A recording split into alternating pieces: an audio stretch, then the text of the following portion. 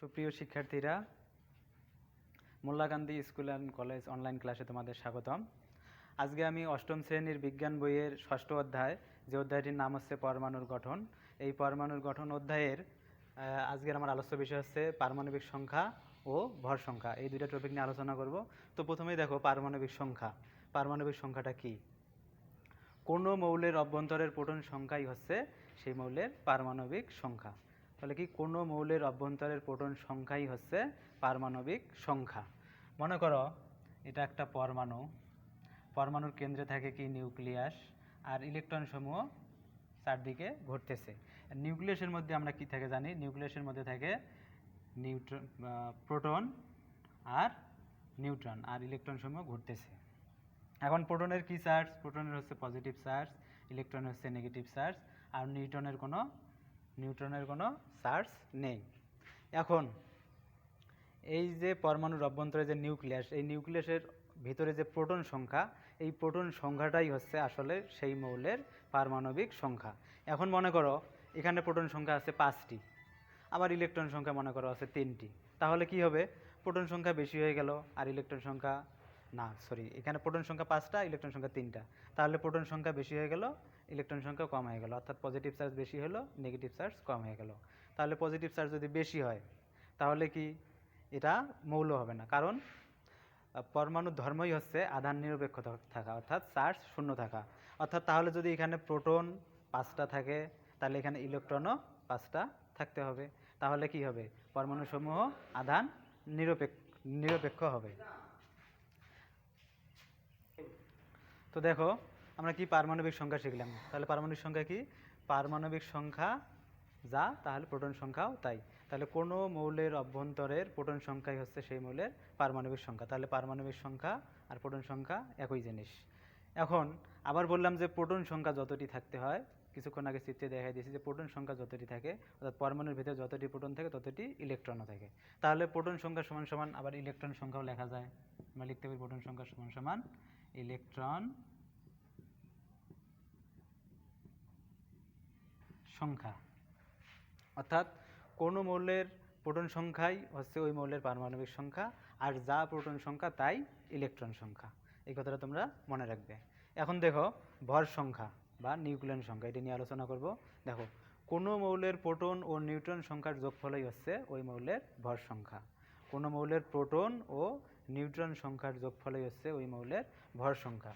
এই যে চিত্রটা দেখো, এটা যদি একটা পরমাণু হয়, এখানে কি নিউক্লিয়াস, এখানে ইলেকট্রন ঘুরতেছে। আমরা কি জানি নিউক্লিয়াসের মধ্যে কি আছে? প্রোটন আর নিউট্রন আছে। এই নিউক্লিয়াসের মধ্যে কি আছে? প্রোটন আর নিউট্রন আছে। আমরা গত ক্লাসে পড়ছিলাম যে একটা পরমাণুর সমস্ত ভর তার নিউক্লিয়াসে পুঞ্জীভূত থাকে। একটা পরমাণুর সমস্ত ভর এই নিউক্লিয়াসের মধ্যেই থাকে। আবার নিউক্লিয়াসের মধ্যে কি কি থাকে? নিউক্লিয়াসের মধ্যে থাকে প্রোটন আর নিউট্রন। তাহলে একটা পরমাণুর ভর মানে প্রোটনের ভর আর নিউট্রনের ভর। তাহলে আর ইলেকট্রনের ভরকে ধরানো হয় না কেন? ইলেকট্রনের ভর প্রোটন আর নিউট্রনের তুলনায় অতি নগণ্য, সেই জন্য ইলেকট্রনের ভরকে কাউন্ট করা হয় না। মনে করো আমি ওজন মাপবো, ওজন মাপতে গিয়ে বাতাসে হঠাৎ করে আমার একটা চুল উড়ে গেল। তাহলে কি সেই চুলটাকে আমি আবার খুঁজে নিয়ে এসে আবার ওজন মাপবো, না ওই অবস্থায় ওজন মাপবো? অবশ্যই না, চুল খুঁজে নিয়ে এসে আবার ওজন মাপবো, এটা করব না। তাহলে সেই রকম আর কি। অর্থাৎ একটা পরমাণুর ভর মানে তার প্রোটন আর নিউট্রনের ভর। তাই সেই জন্য আমরা লিখতে পারি ভর সংখ্যা সমান সমান প্রোটন সংখ্যা প্লাস নিউট্রন সংখ্যা। তো দেখো আমরা ভর সংখ্যা শিখলাম, ভর সংখ্যা কাকে বলে, ভর সংখ্যার সূত্রটাও শিখছি। এখন দেখো আমরা একটা অঙ্ক করব। দেখো অক্সিজেন পরমাণুতে 8টি প্রোটন আছে ও 8টি নিউট্রন আছে। এখন এর ভর সংখ্যা আমাদের নির্ণয় করতে হবে। তো আমরা কিছুক্ষণ আগে কি শিখছি? ভর সংখ্যা সমান সমান প্রোটন সংখ্যা প্লাস নিউট্রন সংখ্যা, এটাই সূত্র। আমরা জানি ভর সংখ্যা সমান সমান প্রোটন সংখ্যা প্লাস নিউট্রন সংখ্যা। এখন শুধু জাস্ট মান বসাই দেবো, হয়ে গেল। তাহলে পরমাণুতে 8টি প্রোটন আছে, প্রোটন সংখ্যার জায়গায় 8 বসাবো, প্লাস নিউট্রন আছে কয়টা? 8টি। তো নিউট্রন সংখ্যার জায়গায় 8 বসাবো, তাহলে 8 8 16। তাহলে আমরা কি পেলাম? অক্সিজেন পরমাণুর ভর সংখ্যা হচ্ছে 16। এরপর আরও অঙ্ক আছে, এরপর তোমাদের উদাহরণে 57 পৃষ্ঠায় নিচে একটি উদাহরণ অঙ্ক আছে, এই অঙ্কটা বুঝাই দেব। তো দেখো এখন তোমাদের বইয়ের 61 পৃষ্ঠায় 57 পৃষ্ঠায় নিচের দিকে একটা উদাহরণ অঙ্ক আছে।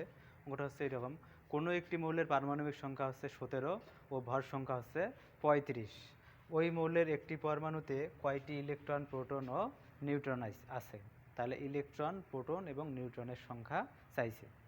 তো দেখো, কোনো একটি মৌলের পারমাণবিক সংখ্যা 17 মানে কি? ওই মৌলের প্রোটন সংখ্যাও 17। কিছুক্ষণ আগে আমরা বললাম যা পারমাণবিক সংখ্যা তাই প্রোটন সংখ্যা।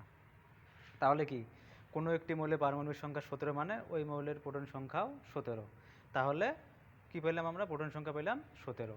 তাই এই যে প্রোটন সংখ্যা আমরা পেলাম কত? 17। এটা একটা উত্তর বের হলো।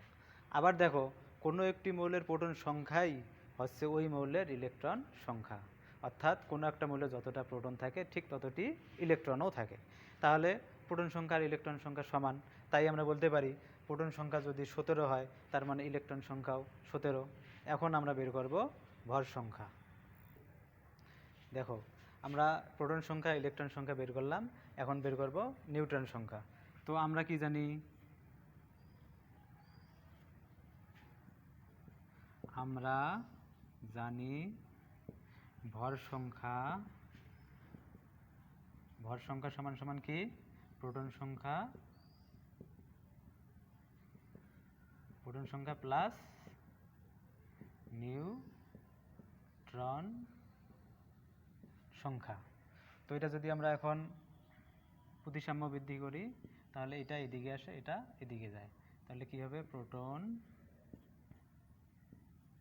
সংখ্যা প্লাস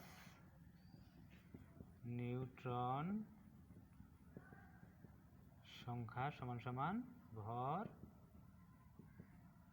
সংখ্যা। এখন আমাদের চাইছে নিউট্রন সংখ্যা, সেই দিকে এইদিকে নিউট্রন সংখ্যাটা রাখবো। নিউট্রন সংখ্যা সমান সমান, এখানে ভর সংখ্যা আছে, ভর সংখ্যা লিখলাম, ভর সংখ্যা প্লাস, এদিকে প্রোটন প্লাস অবস্থায় আছে, এদিকে গেলে হবে মাইনাস। প্রোটন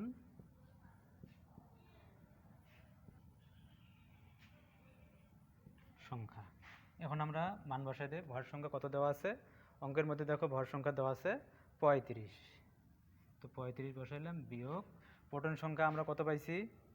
যাহা প্রোটন সংখ্যা তাই তো পারমাণবিক সংখ্যা, তো আমরা লিখতে পারি 17।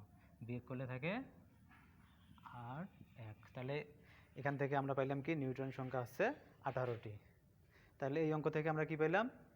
প্রোটন সংখ্যা, ইলেকট্রন সংখ্যা, নিউট্রন সংখ্যা। তো এই বিষয়টা থেকে তোমাদের এই ভর সংখ্যা বিষয়ক, এই যে প্রোটন, ইলেকট্রন সংখ্যা, প্রোটন, নিউট্রন, ভর সংখ্যা, এগুলো নির্ণয় করা অঙ্ক আসতে পারে। তোমরা এই অঙ্কগুলো একটু প্র্যাকটিস করবে। তো আজকে যতটুকু পড়াইলাম এতটুকুই তোমাদের বাড়ির কাজ।